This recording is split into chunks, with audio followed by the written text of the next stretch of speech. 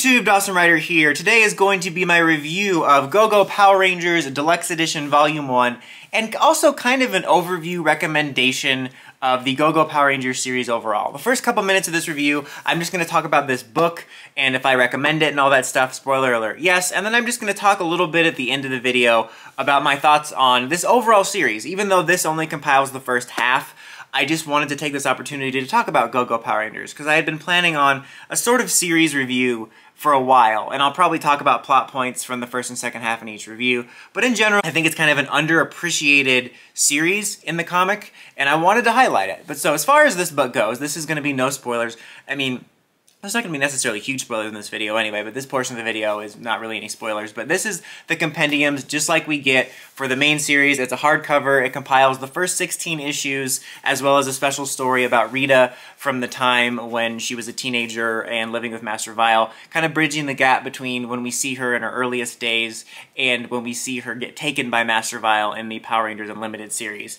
And it also includes, in the back, all the comic covers you got, so you can have a gallery of all those, as well as, you know, I'll probably have footage of showing this too, but it also has, like, you know, character art and character models and stuff like that. So it's kind of like the ultimate collection of it. And it's really nice for those of you that are either fans that just like to have the full thing in a collector's edition that looks nice on the shelf, but it's also nice for people that want to be able to catch up and read huge chunks of it in one fell swoop and not have to worry about keeping up with it issue to issue. So if you are a fan of Go-Go and you like these compendiums, I can definitely recommend adding it to your collection. And you know, they're a little bit on the pricier side at general retail, but they usually go on sale for pretty reasonable prices. I remember the first two compendiums for Mighty Morphin Power Rangers, like 1 and 2, were kind of rare, and they had to like reprint them, and they were kind of redonkulous price-wise for a while. But for the most part, when I run across these on Amazon for like Beyond the Grid and Necessary Evil and all that, and even the other ones like Volume 3, they go for pretty reasonable prices. So just maybe wait for a little bit of a sale, but if you're a fan and you like these compendiums, and I do like the style of this. I don't think that this like cover is as cool as the helmet ones, but it's very fitting for the style and vibe of Go-Go Power Rangers, to be sure. But yeah, I can recommend it if you're a fan, and if you're not a fan or you're thinking about getting into it, I definitely recommend checking it out. And if you can find a good deal on this, it's a good way to be able to effectively pick these couple volumes up and read the whole thing without having to track down individual issues digitally or physically. But now I just wanted to talk about this series a little bit, because I think Go-Go Power Rangers is a really underrated entry in the series. You know, it's funny thinking back on my thoughts on the series when it first came out, where when the comic in general came out, it took me a minute to catch up on the Mighty Morphin Power Rangers comic, because I'm like, ugh, more MMPR content. And then I read it and it was amazing. But despite the fact that it won me over when they announced the second ongoing was going to be more MMPR, and not just more MMPR, but effectively a prequel that filled the gaps of the original era, I rolled my eyes even harder. Like, I was willing to check it out because the comics have been so good, but I'm like, come on, son. Like, do we really need this? And I read it, and it was great. I mean, the early issues I would describe as great, but feeling unnecessary, just in the sense that it doesn't necessarily add anything significant like later stuff would. I mean, it's got really good character stuff. The early stuff is very character driven, which I really do appreciate, especially since the MMPR characters in the show aren't really characters. And so getting versions of them that are actual characters was great, and it is really good stuff. I thought the writing is really good for it.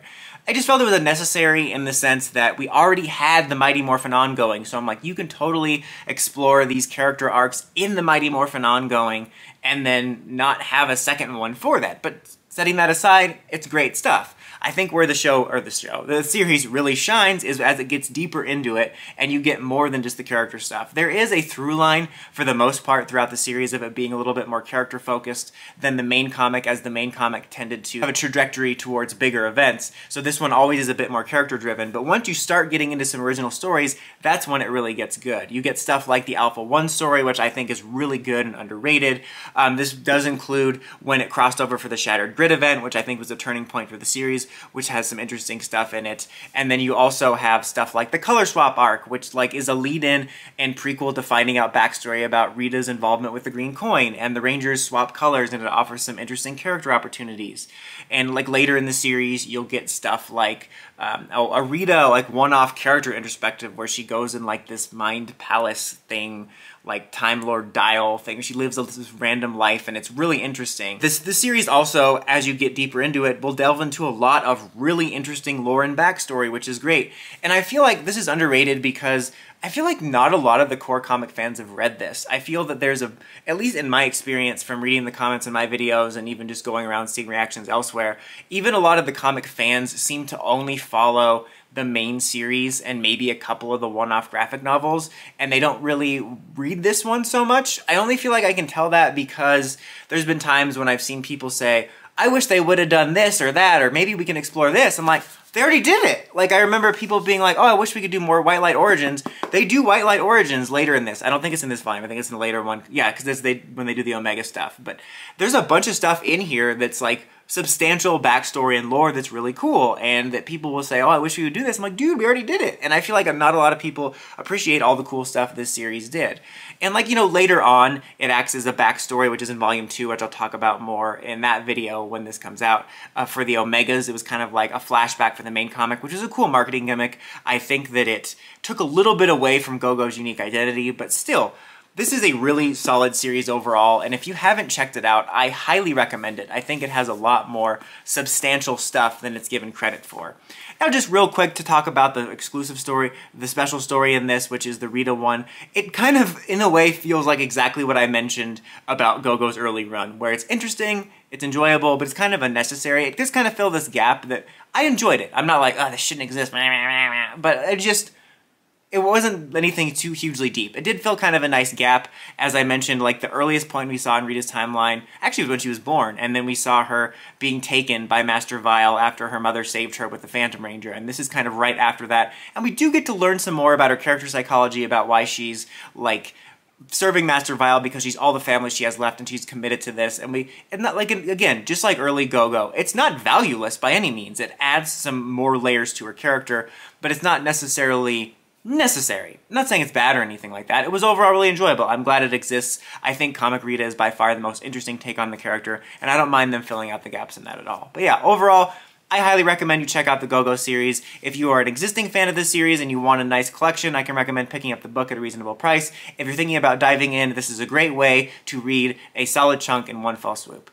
But that's about it for this one, guys. Until next time, don't forget to like, comment, subscribe, and climb the steps and ring that bell to get notifications for all my videos. Dawson Ryder, signing out.